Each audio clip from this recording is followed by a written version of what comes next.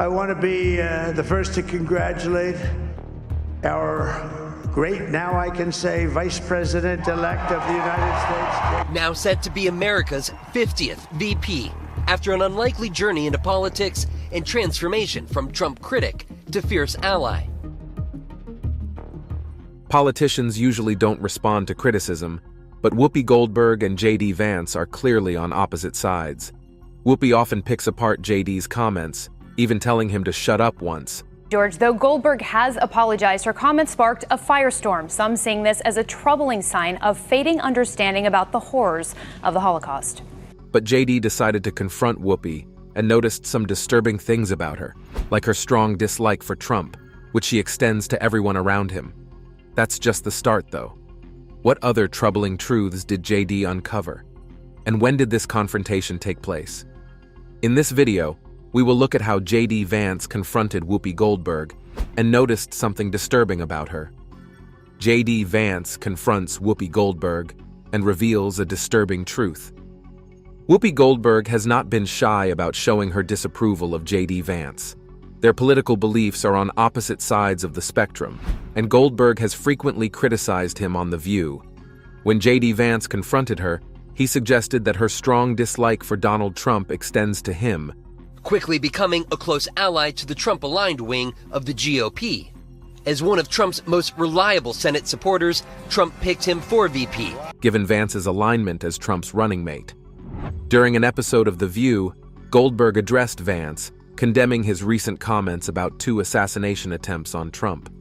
She started by criticizing the motive behind the gunman who was arrested in an attempt on the former president.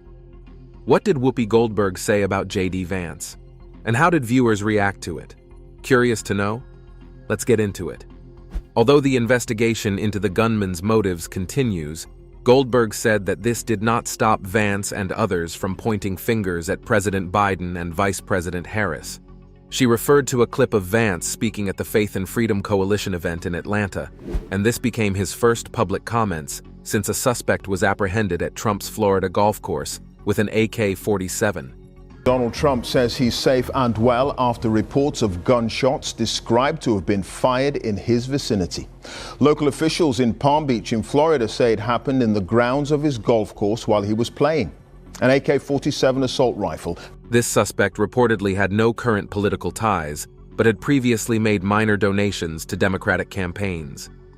Viewer reactions to the segment were mixed, with many supporting Goldberg's strong stance, while others felt Vance's remarks were being unfairly scrutinized. J.D. Vance pointed out what he saw as a stark difference between conservatives and liberals, noting that in recent months, no attempts had been made on Kamala Harris's life, while there had been 2 on Donald Trump. He viewed this as evidence that left-wing rhetoric needed to be toned down. The audience of The View was visibly stunned by Vance's remarks, responding with clear disapproval. Following the clip, Joy Behar commented on the audience's reaction, while Alyssa Farah Griffin observed how shocked the crowd was. Goldberg seized the chance to respond to Vance, looking straight at the camera, just days after previously telling him to be quiet, before walking it back. This time, she pointed out that Vance might not be aware of what goes on at Trump rallies, where incitement to violence has been a recurring issue since 2016. Critics online had mixed reactions. Some agreed with Vance, feeling that the left's rhetoric towards Trump, including extreme labels, was frequent in left-wing media. Others criticized Goldberg, calling her out along with fellow hosts Sunny Hostin and Joy Behar for slamming Vance's questioning of Kamala Harris's accomplishments as vice president. Hostin suggested Vance needed a civics refresher, while Goldberg reminded him of Harris's limited role as VP. Now it becomes necessary to actually know what J.D. Vance's political orientation has been like over the years. J.D. Vance, the author of Hillbilly Elegy, has changed his political views quite a bit over the years. When he first gained attention with his memoir in 2016, Vance was seen as someone critical of both the far right and the far left. His book, which shared the struggles of growing up in Appalachia, focused on the challenges faced by working-class Americans. Vance spoke about the failure of both political parties to address the needs of his community J.D. Vance has had a meteoric rise in the Republican Party. From a best-selling author and never-Trumper in 2016, and offered a mix of conservative and populist ideas. At the time, his political stance seemed to balance personal responsibility with a critique of the social and economic systems that had left many Americans behind. But as Vance moved into the political scene, his views began to change. As he aimed to run for Senate in Ohio, he shifted from being a critic of both sides to fully aligning with conservative politics, especially the far right of the Republican Party. This was a major change from the more moderate, independent voice he had been known for. Vance's support of Trump became clear as he embraced the America First policies. This was in clear shift to the more balanced political stance he once had. His support for Trumpism raised eyebrows and didn't come without controversy. Vance's comments on social issues, such as his now infamous remark about childless cat ladies running liberal politics, sparked backlash. Many felt his words were dismissive, especially since some of the people he was criticizing, like Vice President Kamala Harris and Secretary Pete Buttigieg, had families of their own, even if they didn't fit the traditional family mold. Supporters, however, view Vance's shift as a natural response to today's politics. As the Republican Party has become more defined by Trump's influence, many figures like Vance have followed his lead, hoping to connect with the party's base. He now presents himself as a voice for traditional values and working-class voters who feel left behind by the political elite. His shift also reflects the larger trend in American politics, where moderates are increasingly pushed to take more extreme positions because of the growing political divide. Republican Vice President J.D. Vance. Jay, again, you're on the phone with us. You're catching us in the middle of a conversation about what a Trump presidency. Vance's move from a more centrist figure to a strong supporter of Trump's conservative agenda shows how politics have shifted. His shift aligns with the rise of populist movements, where political outsiders and anti-establishment figures are gaining more attention. While some may see him as inconsistent or hypocritical for changing his views, others see it as a smart move in a highly polarized environment. Whether this new stance will work out for him in the long term is uncertain, but it's clear that J.D. Vance is no longer the same person he was when he first wrote his book. The View hosts react to J.D. Vance's childless cats comment. The hosts of the long-running talk show gathered to discuss hillbilly elegy author and Donald Trump running mate J.D. Vance's debate performance against Democratic VP pick Tim Walz. Legal expert Sunny Hostin declared Walz the clear winner, pointing to Vance's refusal to acknowledge Trump's 2020 election loss to Joe Biden. This refusal stood out, especially since Walz was willing to admit his own mistakes during the debate, like his answer on the Tiananmen Square protests. In Hostin's view, Vance's stance as an election denier not only made him unfit for office, but disqualified him altogether. Sarah Haynes noted that this was not the version of Vance known for the childless cat lady's remark. Instead, he managed to appear relatively normal and even likable for the debate's duration, something she pointed out Trump often struggles to achieve. But what bothered Haynes most was Vance's repeated questioning of why Kamala Harris hadn't accomplished certain tasks in her 2024 presidential platform. Whoopi Goldberg interjected that Harris is not the president. That Whoopi Goldberg just mentioned there, that was a suggestion for Kamala Harris to pick her to run those things, and it is just miraculous. While Hostin questioned Vance's understanding of civics. Haynes continued, emphasizing that as vice president, Harris is second in command, serving under Biden. Vance's repeated inquiries about her actions underscored a fundamental misunderstanding of the role of a vice president. Alyssa Farah Griffin, the conservative panelist who previously served under Vice President Mike Pence and Trump, felt that Tim Walz had the rocker night, but pointed out how Vance's ability to switch up his charm almost made him seem like an appealing candidate.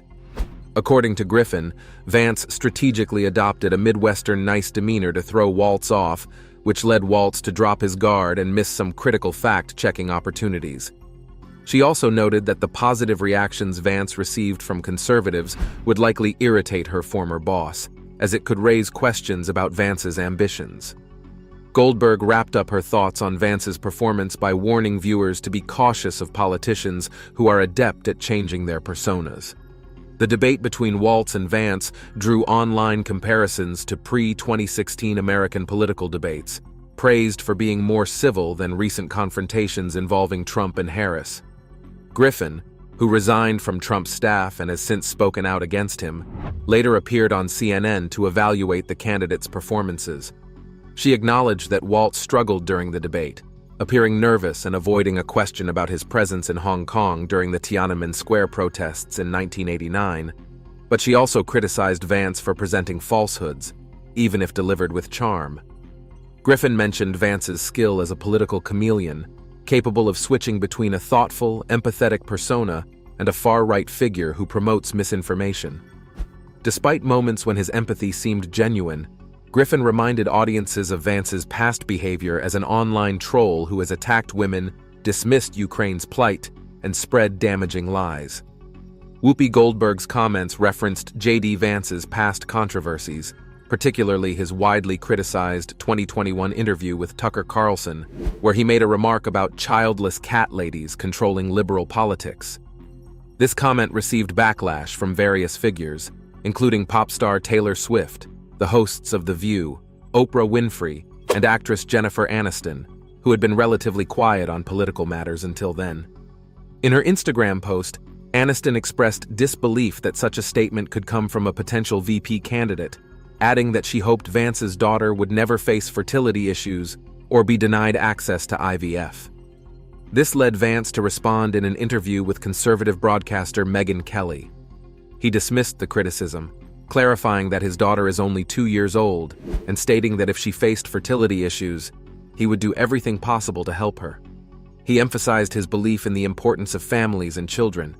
You just saw Jennifer Aniston tweeted out about J.D. Vance's childless cat lady comments. I don't know if you saw that. She came out and said, "Oh, how could you?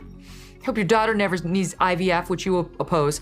Whoopi Goldberg's multiple clashes with J.D. Vance. Interestingly, just a short time later, Whoopi Goldberg went after J.D. Vance once again for his controversial statements. Vance had previously told Tucker Carlson in a 2021 interview that the U.S. was being run by childless cat ladies, specifically calling out Democratic figures like Kamala Harris and Pete Buttigieg. Whoopi didn't hold back, questioning whether she could ever be unbiased in her criticism of Vance. The day after Pete Buttigieg addressed Vance's comments on CNN, Goldberg argued that Vance's remarks were hurting his ability to connect with voters. She pointed out that many people choose not to have children for personal reasons, while others may want children but can't. Why do you think Vance made these remarks in the first place? Stay tuned, because things are about to get even more interesting. Goldberg expressed outrage over Vance's comments, particularly regarding women, and challenged him, saying he knew nothing about the experience of having children since it was his wife who gave birth. She made it clear that his remarks were not only insulting to women, but also damaging to his public image. Whoopi Goldberg also brought up a notable historical figure who didn't have children, George Washington. She pointed out that, like Kamala Harris, Washington helped raise Martha's children. Goldberg emphasized that while children are important to the nation, what matters more is the idea that Americans pay taxes not just for their own benefit, but to help others. She explained that the American way has always been about contributing to the greater good, even when it doesn't directly benefit oneself. Being on a platform like The View gives Whoopi a unique opportunity to speak freely, sharing her opinions without fear of consequences. For example, when J.D. Vance criticized Taylor Swift after she endorsed Kamala Harris, Whoopi responded by telling him to stop talking. Vance had called Swift disconnected from most of America after she publicly backed Harris following the September 10th debate between Harris and Trump. Vance made a statement where he acknowledged Taylor Swift's music, but argued that most Americans, whether or not they liked her, wouldn't be influenced by a wealthy celebrity who he believed was out of touch with the struggles of everyday people. In response, Whoopi Goldberg didn't hold back, telling Vance he didn't know what affected Swift or how she managed her money, and bluntly told him to stop talking. She later apologized, explaining that she dislikes when pundits tell others to shut up, but clarified that her remark was meant to silence his criticism of Swift, especially since her endorsement of Kamala Harris seemed to be rattling Republicans. Goldberg's co-hosts on The View praised Swift for encouraging her fans to vote, noting that the singer had included a link to a government voting website in her endorsement, which led over 300,000 followers to click on it. Trump responded to Swift's support for Harris by suggesting that she would likely face consequences in the marketplace. In her endorsement, Swift described Harris as a leader who fights for the causes she believes in, emphasizing her steadiness and leadership qualities compared to the chaos she felt characterized the opposition. What's your take on J.D. Vance's political stance? Do you think Whoopi Goldberg is overreacting to his comments? Another thing that made him very disliked, especially by people from across races, was how he was very slow to condemn white supremacist groups, and often used language that was seen as racist or insensitive. To make it worse, Trump went as far as questioning long-standing alliances and agreements that the U.S. had with other nations. A typical case was when he pulled the U.S. out of important international deals like the Paris Climate Agreement and the Iran nuclear deal. On the economic front, Trump started a major trade war with China. He imposed lots of tariffs and trade restrictions, which disrupted global markets and strained relations between the U.S. and its trading partners. Even though Trump said this would help American businesses, many critics argued it was bad business for U.S. consumers and companies. However, one decision that raised the loudest dust was his stance on immigration. When he ran for president in 2016, one of the key promises Donald Trump made was to build a big wall between the United States and Mexico. He said this wall was essential to stop illegal immigration, drug smuggling, and crime. Trump painted immigrants as dangerous criminals who posed a serious threat to American citizens, claiming that the wall would help protect the country. His intention to build the wall and make Mexico pay for it really struck a chord with a lot of voters who were concerned about immigration. He depicted the situation at the border as a crisis that required immediate action, claiming that a wall would significantly reduce the number of illegal crossings. Whoopi, welcome back. You always bring me and the Roots treats. What treat did you bring us? It looks like a dumpling. Whoopi Goldberg is one of the few people on the planet who can boast about being an EGOT, which stands for the Emmy, Grammy, Oscar, and Tony winner.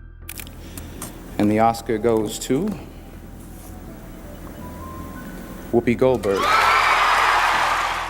The multi-talented actress, comedian, and talk show host has done so much over the years.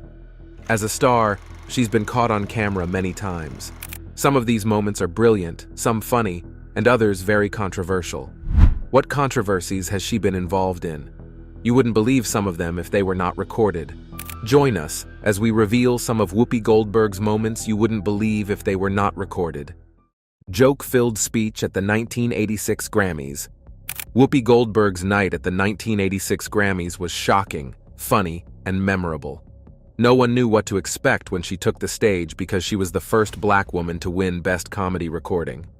Winners best performance by an actress in a supporting role in a motion picture is Whoopi Goldberg. Hey! Would she play it seriously? Keep it traditional? Of course not. It was Whoopi. The nominees for the Best Performance by an Actress in a Motion Picture Drama are Anne Bancroft in Agnes of God, Cher in Musk, Whoopi Goldberg. She got things going quickly by making jokes before saying thank you. People were shocked by how quickly she could make people laugh and how daring she was to make fun of such an important event. It was the Whoopi Goldberg everyone knew, but dialed up to 11. She wasn't done yet, though. The orchestra tried to tell Whoopi to stop, but she didn't miss a beat and called them out in the funniest way possible.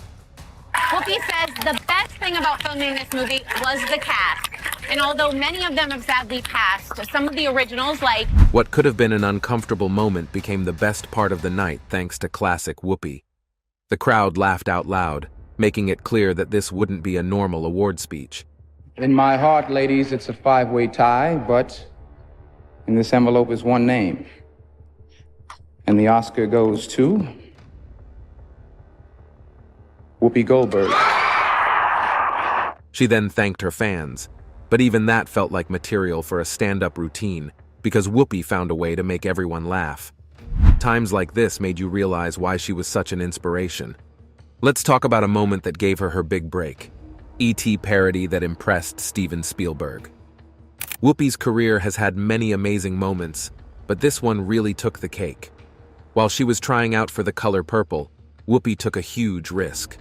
After her regular set, she ignored her agent's advice and did a risky, satirical sketch called Blee-T, a play on Steven Spielberg's famous movie E.T. Instead of the familiar suburban setting, Whoopi reimagined the alien landing in a poor black neighborhood. No one expected such a brave move to be made in front of the director. It was risky and unfiltered. The audience was shocked and delighted as Whoopi told a darkly funny story. E.T. couldn't call home in her story because the phones were broken. The alien had to fit in by dressing like a small con artist, and was forced to assimilate in ways that were both amusing and sad. In the end, the sketch turned into a clever commentary on the difficulties of groups that are often left out. Spielberg couldn't believe it. This wasn't just a parody. It had a sharp, strong message about identity and cultural assimilation.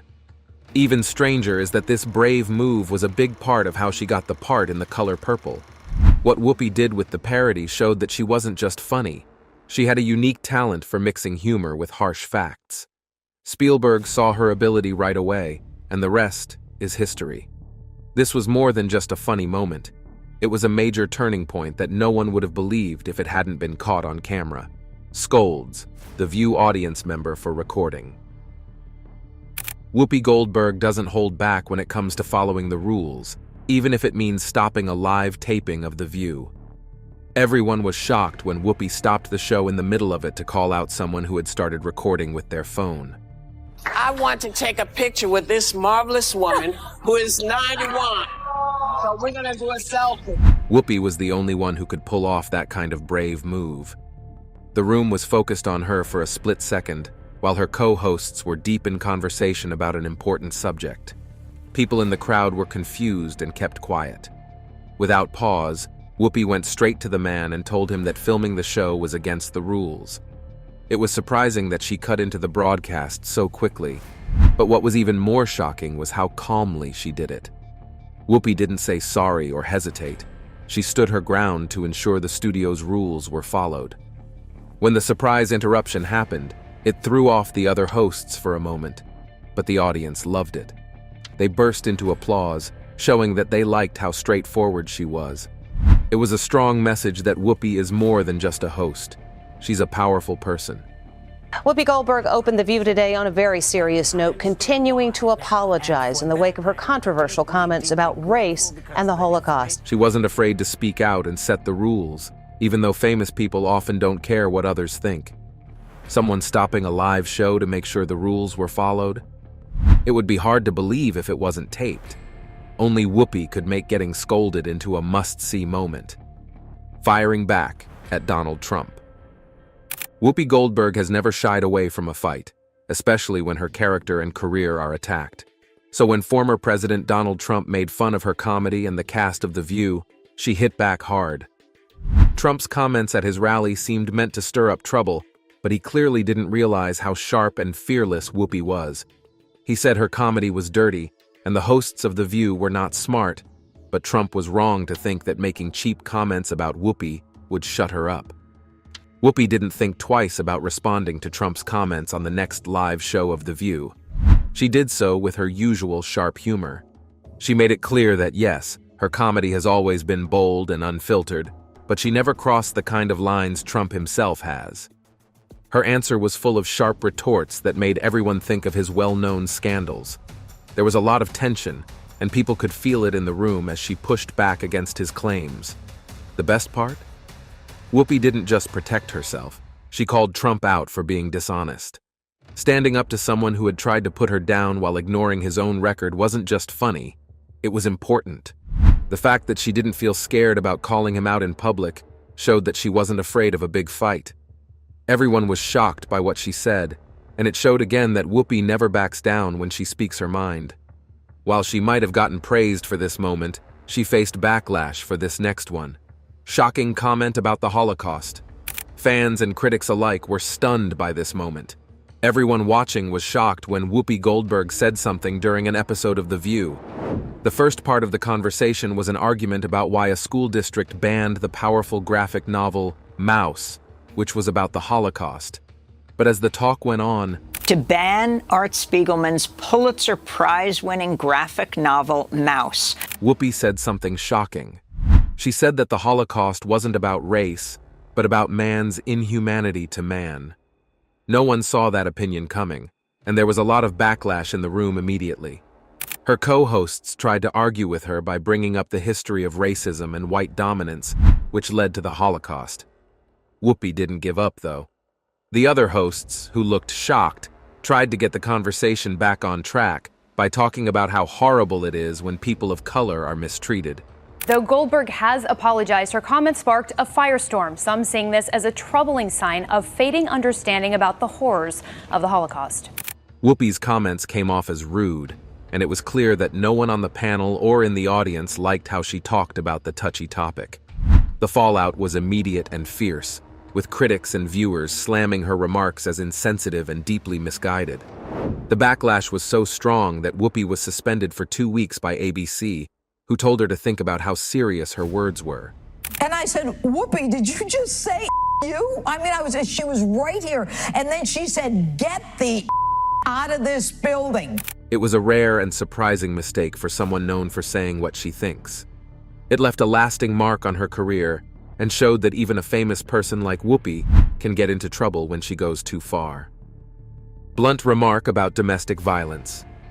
Everyone was shocked when Whoopi Goldberg joined the heated argument about NFL player Ray Rice's domestic violence scandal. People were already shocked by the video of Rice hitting his fiancée, but Whoopi's remark made things even more controversial. Many people thought Whoopi would directly criticize Rice, but she said something that made everyone raise their eyebrows. She said that if someone hits someone else, that person shouldn't be shocked if they get hit back, no matter what happened or who hit them first. Viewers thought her frank comment was honest, but it also struck a nerve with them. Some people thought she was almost defending the attacker, raising the point that fights can go both ways, regardless of gender. It was an unconventional point of view, especially since domestic abuse is a sensitive subject. People in the crowd were shocked, and her co-hosts looked like they were having difficulty processing what she said. People quickly turned against her, saying that she was supporting violence, but Whoopi didn't give up. She firmly believed that no one should start a fight if they aren't ready for what might happen. It was one of those times that only Whoopi could pull off. Her words were real and uncensored, and people were still talking about them after the cameras stopped rolling. Defending Bill Cosby. When Whoopi Goldberg openly defended Bill Cosby during a heated argument on The View, it was one of the most surprising and controversial things she ever did. People were quick to judge the once-loved comic as more and more claims of sexual assault came in. Whoopi wasn't ready to judge him yet, though. She shocked both her co-hosts and the crowd when she said that Cosby was innocent until proven guilty. Many people had already turned their backs on him, so her words seemed like a brave act of solidarity. The tension on set was evident as Whoopi's co-hosts tried to deal with her firm stance. The fight wasn't just about the claims against Cosby. Whoopi refused to join the public outcry. She had disagreements with her co-hosts, especially Rosie O'Donnell, who later talked about how they fought behind closed doors about Cosby. Many people didn't agree with Whoopi's defense of Cosby. It almost seemed defiant, as if she thought he was being wrongly attacked without enough proof. Whoopi stood her ground for a while, even though more than 60 women came forward to tell their stories.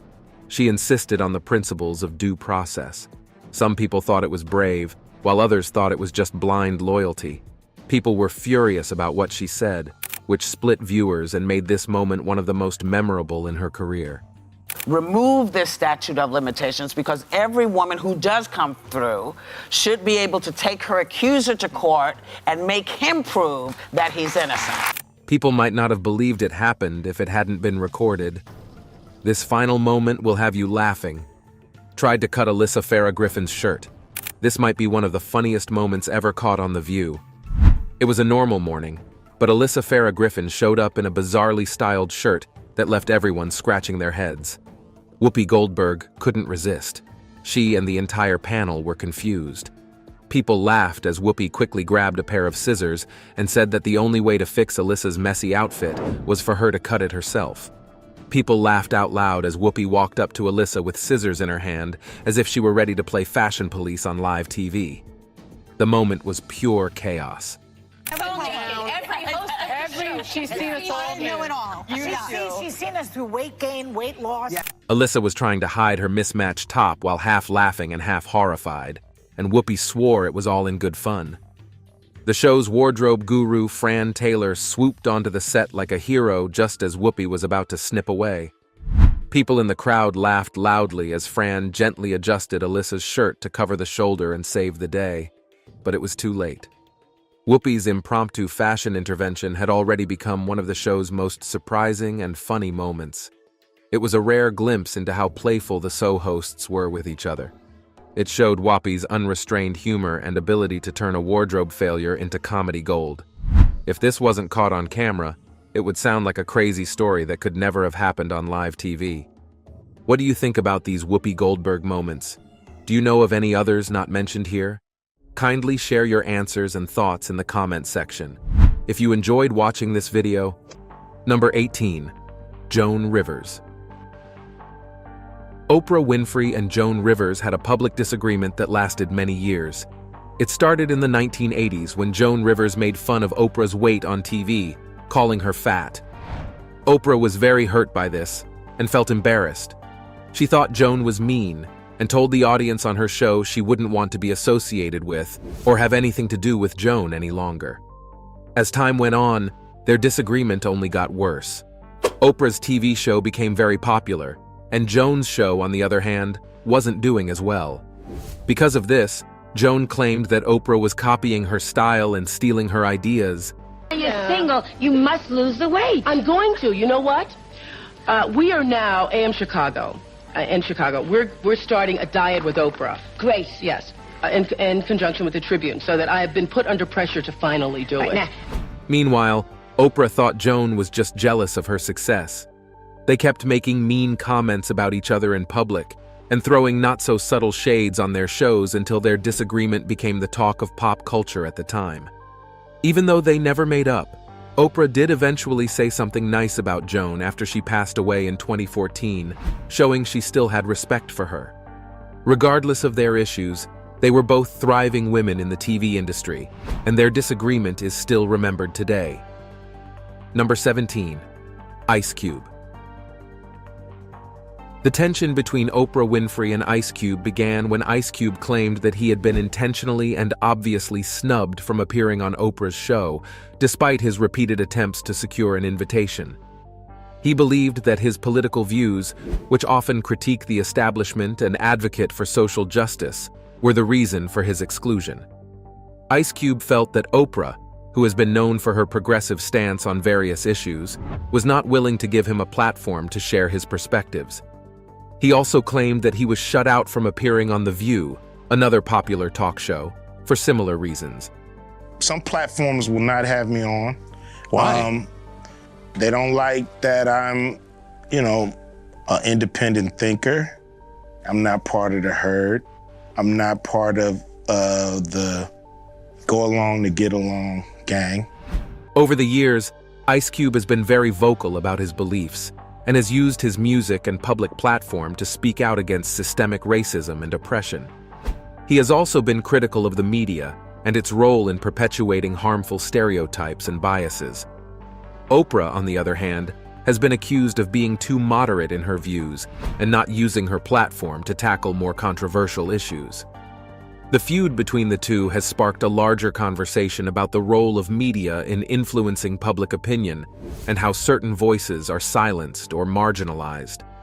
Number 16, Seal. Oprah Winfrey and Seal, a British singer, have been arguing in public since 2018.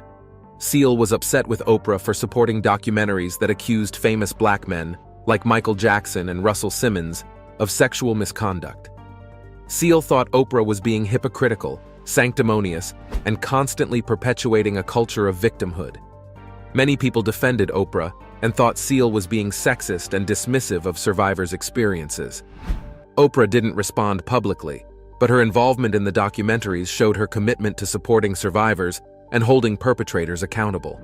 Seal still thinks the documentaries are unfair and manipulative. Number 15. Roseanne Barr. The feud involved both women engaging in a literal war of words that left no doubt about their mutual disdain. The beef began when Roseanne Barr, the outspoken actress and comedian, criticized Oprah for her endorsement of Barack Obama over Hillary Clinton in the 2008 presidential election.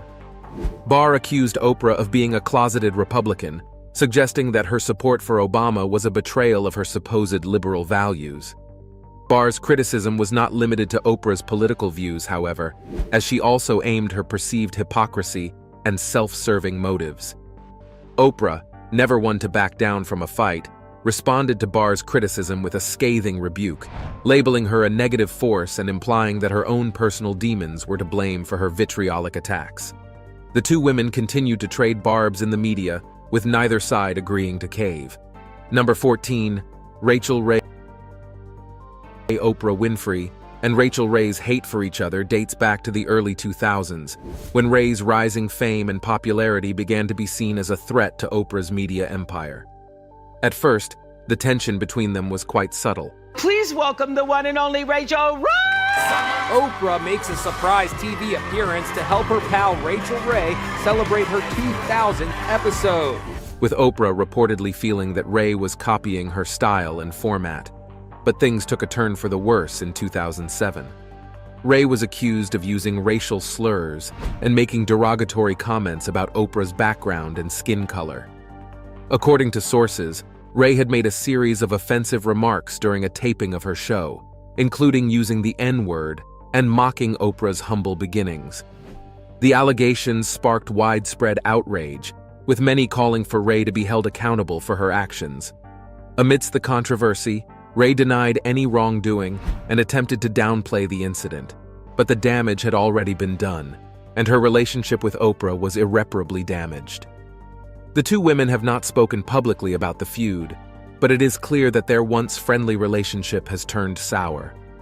In the years since, Ray has continued to face criticism for her perceived insensitivity and cultural appropriation, while Oprah has remained a beloved and respected figure in the entertainment industry to many, but of course, except Rachel Ray. Number 13. 50 Cent. Like the drama involving Rachel Ray and Oprah, the beef between Oprah and 50 Cent also dates back to the early 2000s, when 50 Cent's lyrics were criticized by Oprah for being misogynistic and glorifying gun violence. 50 Cent felt that Oprah didn't like him and assumed that she would never have him on her show, which hurt him because his grandmother was a huge fan of Oprah's. As if that wasn't enough, he then went on to mock Oprah's audience, saying that they were old and white, and even named his dog Oprah. But in 2012, 50 Cent went on Oprah's show to talk about their issues, and they had a productive conversation. You have a couple of pets as well, a dog and a cat with interesting names, to say the least. Yeah. That's Oprah. That's Oprah. Okay.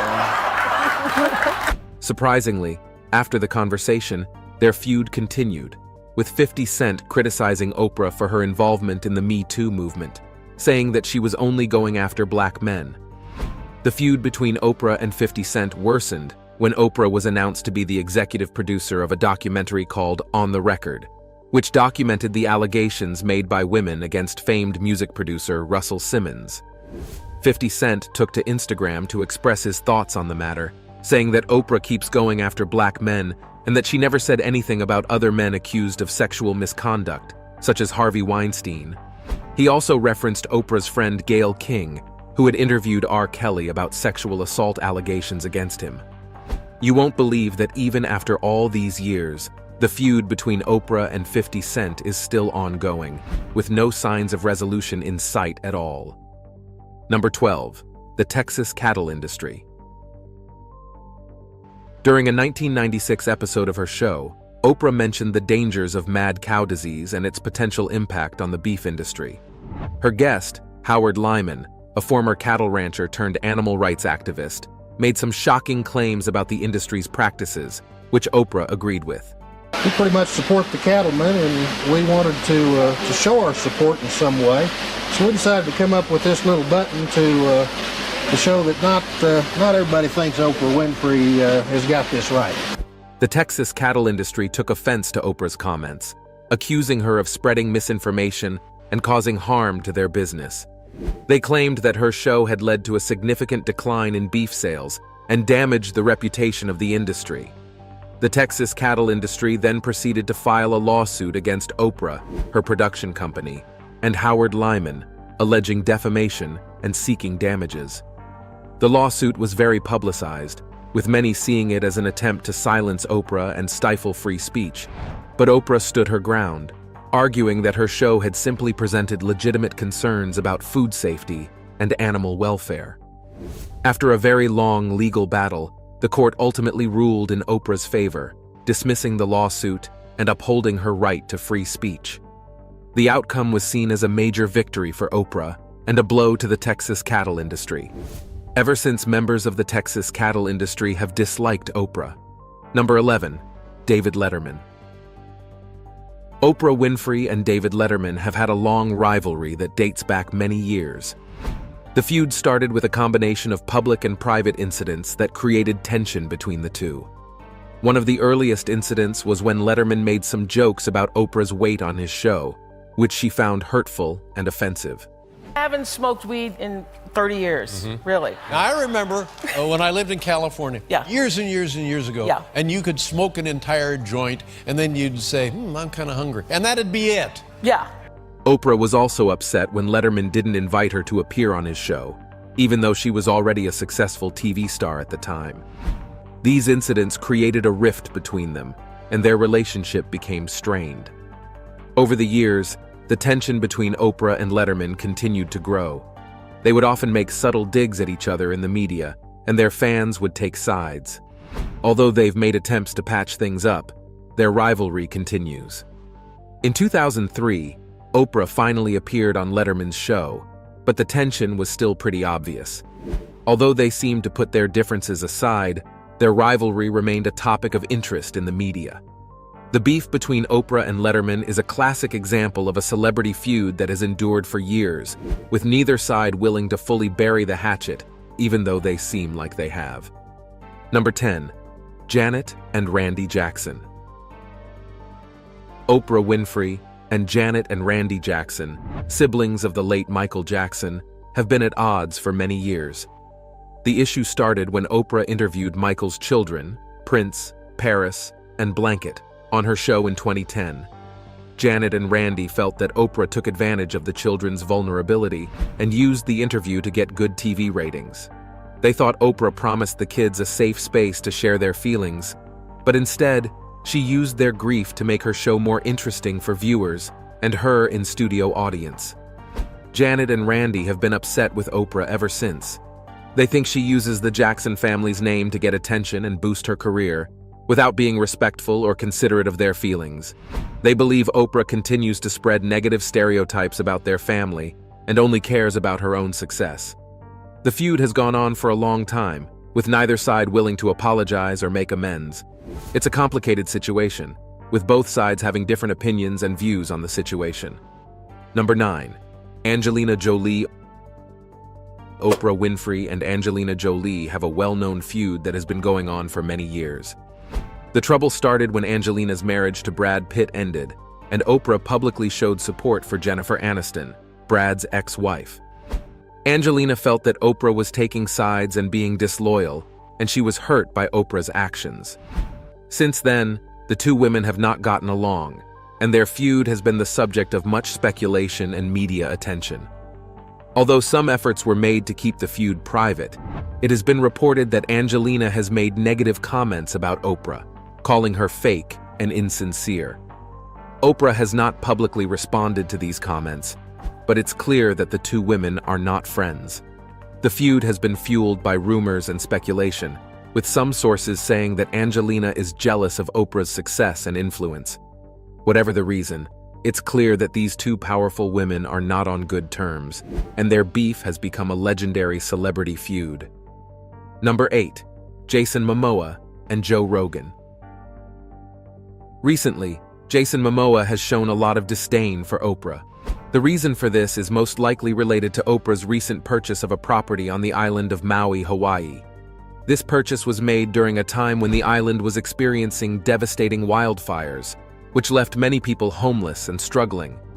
Jason Momoa, who hails from Hawaii, has been very vocal about his love and concern for the island and its people.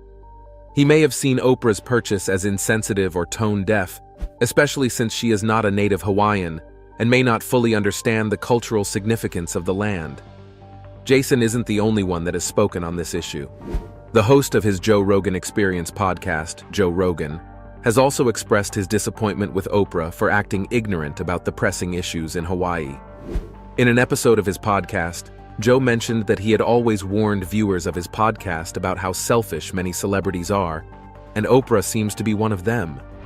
He believes Oprah is involved in shady business deals with several lands. This thing is, Oprah has been interested in properties owned by celebrities who have been on the wrong side of the law, hoping to acquire the land after they get convicted. To make matters worse, she owns land in Maui, but was unbothered by the deadly fires that hurt countless residents of the area, and ever since the disaster in Maui, some kids have been missing. Continuing to follow breaking news in Hawaii. Right now, at least 1,000 people are still missing as the deadly wildfires burn. People are worried because Oprah might actually be connected to these pressing problems or stealing from the relief funds, especially since she is tight-lipped about the situation. While Jason has not directly addressed Oprah or her land purchase, his comments on social media and in interviews have been seen as subtle digs at the media mogul. Some people have interpreted his words as a call for accountability and respect for the land and its people. Others have seen it as a personal attack on Oprah. Whether or not it is clear that Jason Momoa is very passionate about Hawaii and its well-being, and he may have concerns about Oprah's involvement in the island's real estate market. Number 7. Ludacris. Oprah Winfrey and Ludacris, a renowned rapper and actor, have not seen eye to eye since 2004. The tension began when Ludacris appeared as a guest on the Oprah Winfrey Show. During the interview, Oprah confronted Ludacris about the explicit content in his music, particularly his lyrics about women. Ludacris felt ambushed and edited unfairly, believing that Oprah's team had selectively chosen parts of the conversation to view him in a negative light to her audience. He thought Oprah was trying to make him look bad and didn't give him a chance to fully express himself. Ludacris was upset by the ambush and wasn't comfortable that Oprah had misrepresented him to her audience. He expressed his disappointment and frustration in various interviews, which worsened the feud. Over time, their issue has become a prime example brought up in discussions about the tensions that can arise between celebrities and talk show hosts. Don't forget to leave a like, share it with your family and friends, and subscribe to our channel so you don't miss our next updates. Also, click the next video on your screen to enjoy more exciting content.